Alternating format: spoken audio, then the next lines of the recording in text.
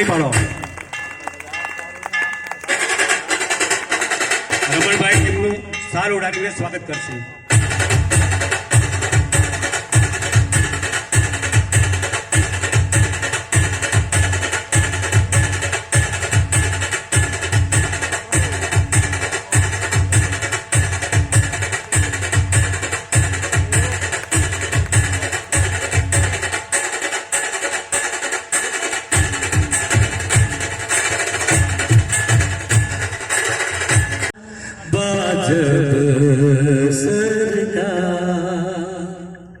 ફરીથી 2024 આપણે વિજેતા બનવાનું છે અને આગળ વધવાનું છે. તે એની પણ એક લાઈન. સિનિયર સિટીઝન અને પત્રકાર સંઘ દ્વારા એક તો જન્મદિવસની ઉજવણી છે અને સાથે સાથે બધાનું સન્માન પણ છે. એમાં ઉપસ્થિત બંને પ્રજાપતિ બંધુ અમારા ઘનશ્યામભાઈ, આ વ્યવસ્થામાં રહેલા બધા જ મારા કરતા ઉંમરમાં મોટા એવા આદરણીય વડીલો અને માતાઓ, શુભેચ્છા આપવા માટે, દીર્ઘાયુ માટે તો ભગવાનના હાથમાં છે, પણ આપણે બધા ભાગ્યશાળી છે. જે રીતે હું બે વાત કરીશ, દેશમાં એક નવું પુનરુત્થાન થઈ રહ્યું છે. આધ્યાત્મિક પુનરુત્થાન, સાંસ્કૃતિક પુનરુત્થાન અને ઇતિહાસના પાનામાં આ કાલખંડ છે એ સ્વર્ણ અક્ષરે લખાશે, જ્યારે પણ લખાશે. કારણ હજારો વર્ષોની આક્રાંતાઓથી સહન કરતું આવેલું ભારત ઈસવીસન 712 મોહમ્મદ બિન કાસિમ સિરિયાથી આવીને સિંધના મહારાજાને હરાવ્યા ત્યારથી શરૂ કરીને આક્રાંતાઓનો ઇતિહાસ 1757 સુધી 1000 સાલ અને 200 વર્ષોનો અંગ્રેજોનો ગુલામીનો કાલખંડ. છતાંય આ દેશની સંસ્કૃતિની ધારા સતત વહેતી રહી. નદીઓના પાણી કદાચ સુકાઈ ગયા હશે, પણ ભારતીય સંસ્કૃતિની અસ્ખલિત ધારા આ દેશમાં વહેતી રહી.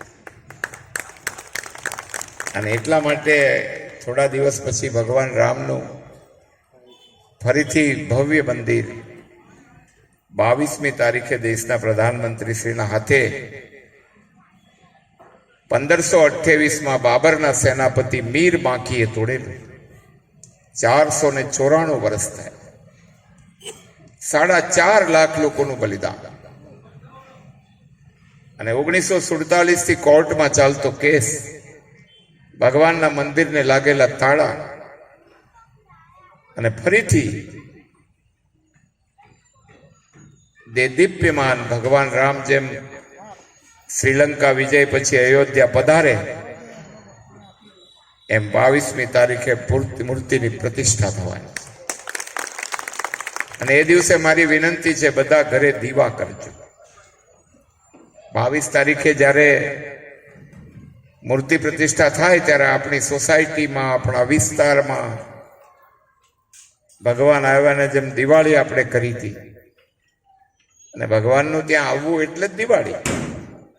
અને એટલે આપણે બધા દીપ પ્રજ્વલન, વડીલોને પણ વિનંતી કે તમે બધા જ લોકો દીપ પ્રજ્વલન કરજો. કારણ કે જે દેશમાં જે પ્રજા પોતાના ઇતિહાસને ભૂલે, એ પ્રજા, એ સમાજ અને રાષ્ટ્ર કાળક્રમે નાશ પામે. અને એટલા માટે ઇતિહાસના કેટલાક પાના આધ્યાત્મિક ઉત્થાનના પાના છે. અને એના માટે આપણે સૌ વડીલોને હું દીર્ઘાયુ રીતે શુભકામના આપું છું. પરંતુ સાથે સાથે એક તરફ આપણે વિજ્ઞાનના યુગમાં આકાશમાં ઉડીએ છીએ, પણ સંસ્કારના મૂળિયા ધરતીના ધાવણમાંથી ઉખડી ના જાય એની ચિંતા વડીલોએ કરવાની છે. કારણ કે આપણી ચારે બાજુ આક્રમણ છે. એ ટીવીમાંથી આક્રમણ થાય છે, મોબાઈલમાંથી આક્રમણ થાય છે, અને એ ટકાવી રાખવાની જવાબદારી વડીલોની છે. અને એ વડીલોએ દેશમાં જ્યારે આવું સરસ ઘટનાઓ બની રહી છે, મહાકાળીના મંદિરમાં મોહમ્મદ બેગડાએ શિખર તોડેલું, એને 500 વર્ષ થયા. એના ઉપર કબર હતી. 1 વર્ષ પહેલા દેશના પ્રધાનમંત્રી આદરણીય મોદીજીએ શિખર બનાવીને એની ઉપર ધજા લહેરાવી પાવાગઢ. કાશી વિશ્વનાથનો નવો કોરિડોર, દ્વારકાનો આપણે નવો બની રહ્યો છે. તીર્થસ્થાનોનું ફરીથી ગુલામીની માનસિકતામાંથી બહાર નીકળીને ભારતનું સ્વાભિમાન જાણે આળસ મરડીને જાગ્યું હોય એમ જાગ્યું છે. અને આપણા બધાના સદભાગ્ય છે કે આવું અત્યારે થઈ રહ્યું છે. અને આજકાલનું નથી, આદિ અનાદિકાળથી પૃથ્વીના પ્રાદુર્ભાવથી આ ધરતી એ આધ્યાત્મની ધરતી રહી છે, જ્યાં ઈશ્વરને પણ મનુષ્ય રૂપે આવીને લીલા કરવાનું મન થાય છે. અનેક પૂજા પદ્ધતિ છે આપણે ત્યાં, પણ છતાં આપણે કહીએ છીએ એકમ સત વિપ્રા બહુધા વદંતી. સત્ય એક છે, જુદી જુદી રીતે આપણે એને ભજીએ છીએ. અને એટલા માટે આપણે ભાગ્યશાળી છીએ. અને તમે બધા વડીલો આ નજરે જોશો. અમને તો કલ્પના નહોતી, નાના હતા ત્યારથી કહેતા હતા રામલલા હમ આएंगे મંદિર વહીં બનાएंगे. તો અમારા વિરોધીઓ કહેતા હતા તારીખ નહીં બતાएंगे. અબ તારીખ ભી આ ગઈ. ઈશ્વરી સંકેત છે.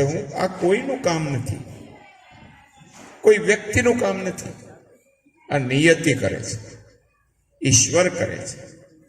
અને એટલા માટે આપણે બધા ભાગ્યશાળી છીએ. અને ભગવાને આપણને કેટલું આપ્યું છે, ઈશ્વરે આપણને એટલું બધું આપ્યું છે કે ભારતના સાહિત્યમાં મરેલા મરદાને બેઠા કરે એવી તાકાત પડી છે. પણ યુવા પેઢીને આ રસ્તે લઈ જવાની જરૂર છે. આપણા સૌ માટે ચિંતાનો, પીડાનો પણ વિષય.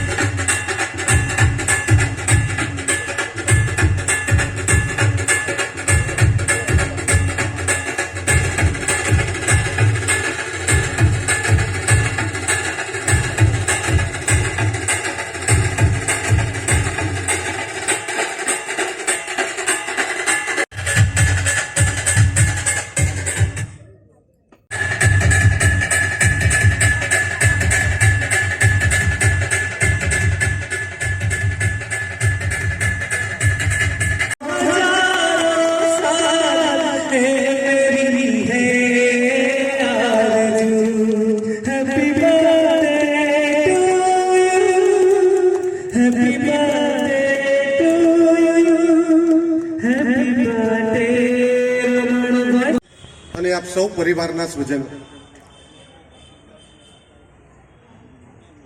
ટીવી ઉપર બોલવાનું અને પરિવારમાં બોલવાનું એમાં બહુ મોટો ફરક પડી જાય. અને એમાં વડીલ વંદનાનો કાર્યક્રમ હોય અને સૌ માન્ય વડીલો ઉપસ્થિત હોય તો મારી સમગ્ર ઉંમર કરતા વધારે સમયથી જેમણે સિનિયર સિટીઝનો ખાસ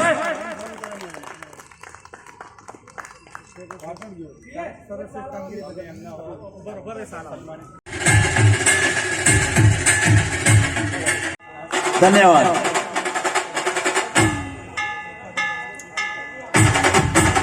સુનીતાબેન પટેલ અને સાથે અમરજીભાઈ ફૂલાથી સ્વાગત કરશે. સુનીતાબેન સાલ ઉડાડીને સ્વાગત કરશે.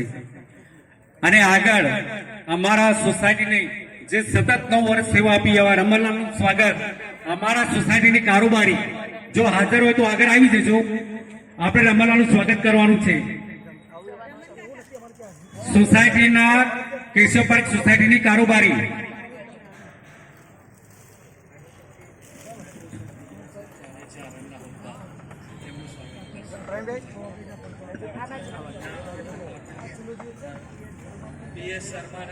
હવે આગળ જે મેટ્રો સ્વચ્છના